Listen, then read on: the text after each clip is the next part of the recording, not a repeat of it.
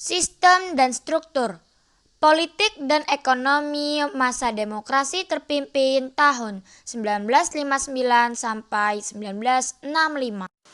Masa demokrasi ini diawali dengan adanya Dekrit Presiden 5 Juli 1959. Dikeluarkannya Dekrit Presiden karena adanya 1. Kegagalan merumuskan UUD baru. 2. Jalan buntu kembali ke UUD 1945. Kronologis dikeluarkannya dekrit yaitu 1. 21 Februari 1957 Presiden Soekarno mengajukan konsepsi presiden. 2. 10 November 1959 kegagalan Dewan Konstituante membuat UU baru. Berikut isi konsepsi presiden adalah 1. Dibentuk kabinet gotong royong yang terdiri dari wakil-wakil semua partai termasuk PKI ditambah golongan fungsional Golkar. 2. Dibentuk Dewan Nasional yang beranggotakan wakil-wakil semua partai dan golongan fungsional dalam masyarakat. Partai-partai yang menolak konsepsi presiden adalah 1. Masyumi, 2. Nahdlatul Ulama, 3. PSII, 4. Partai Katolik, 5. Partai Rakyat Indonesia. Alasan penolakan konsepsi presiden adalah 1. Hak mengubah tata negara secara radikal ada pada Dewan Konstituante.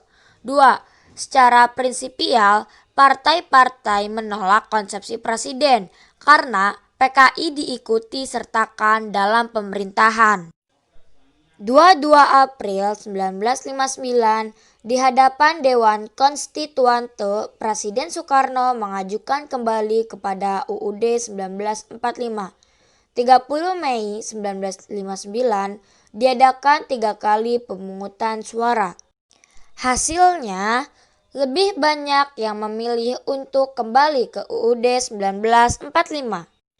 Tanggal 1 dan 2 Juni 1959, pengambilan suara kembali diadakan, tetapi gagal menghasilkan keputusan. 3 Juni 1959, setelah 3 kali gagal dalam pengambilan suara, konstituante istirahat. Ternyata, istirahat itu untuk selamanya.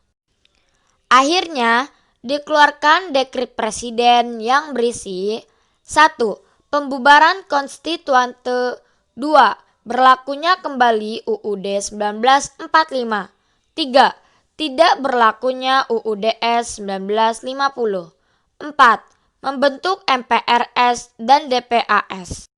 Akhirnya mulailah masa demokrasi terpimpin. Demokrasi terpimpin artinya demokrasi yang dipimpin oleh hikmat kebijaksanaan dalam permusyawaratan dan perwakilan terdapat dalam Pancasila sila keempat yang dipimpin oleh presiden sendiri yaitu Presiden Soekarno.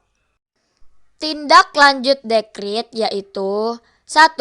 Pimpinan Nasional TNI AD mengeluarkan perintah untuk mengamankan dekrit. 2.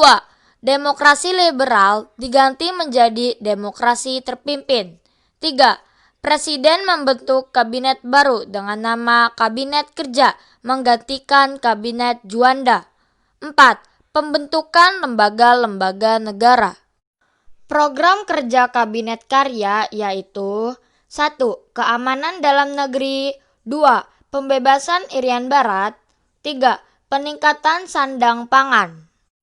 Tindakan Soekarno terhadap ABRI yaitu 1. TNI dan polisi disatukan tahun 1946. 2. Presiden Soekarno melakukan imbangan politik antara sesama ABRI. 3. Presiden menciptakan kondisi unggul-mengungguli baik antara angkatan maupun ABRI dengan partai politik. 4.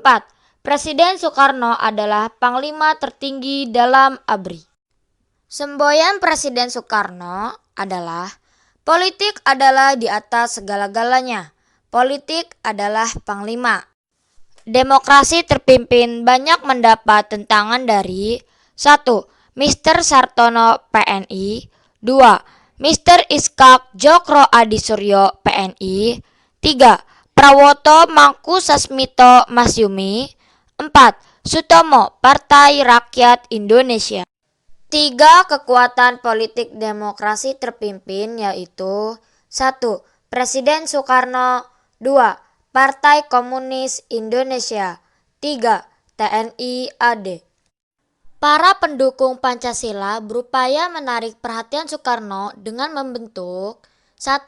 Barisan Pendukung Soekarno. 2. Partai Murba. Berikut merupakan dampak bidang politik pada masa demokrasi terpimpin yaitu 1. Membubarkan DPR hasil pemilu 1955 dengan dasar Perpres nomor 3 tahun 1959 dan membentuk DPR GR dengan dasar Perpres nomor 4 tahun 1960. 2. Membubarkan MPR dan membentuk MPRS dengan dasar Penetapan Presiden nomor 2 tahun 1959.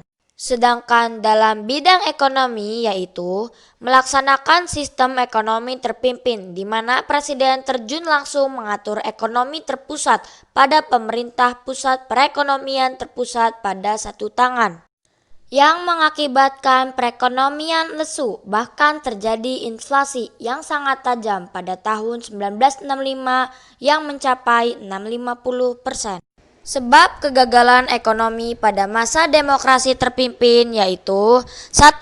Presiden terjun langsung dan mengatur perekonomian. 2. Tidak ada ukuran yang objektif dalam menilai suatu usaha dan hasil lain.